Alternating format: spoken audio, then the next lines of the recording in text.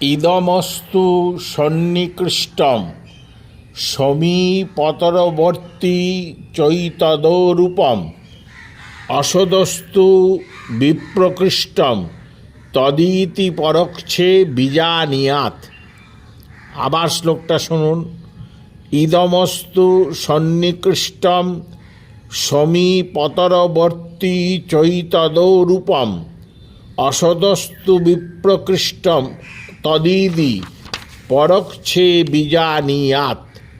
অর্থাৎ ইদমস্তু, ইদম শব্দের দ্বারা সন্নিকৃষ্টম নিকটে অবস্থিত কোনো বস্তুকে বোঝায়। সমীপতরবর্তী চৈতদরূপম এতৎ শব্দের দ্বারা আরও নিকটে অবস্থিত কোনো বস্তুকে বোঝায়। অসদস্তু বিপ্রকৃষ্টম অসৎ শব্দের দ্বারা দৃষ্টিগোচর কোনো দূরে অবস্থিত বস্তুকে বোঝায়। এবং তদিতি পরোক্ষে বীজানিয়াত তৎ শব্দের দ্বারা পরোক্ষে স্থিত, মানে প্রত্যক্ষ স্থিত না, পরোক্ষে স্থিত বস্তুকে বোঝায়। এটাই পাণিনির সূত্র।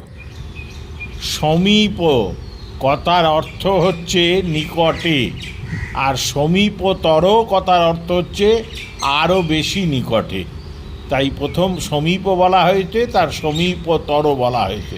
যদিও তার আগে সন্নিকৃষ্ট কথা বলা হয়েছে, একই অর্থ, তথাপি এইরমভাবেই ব্যক্ত হয়েছে।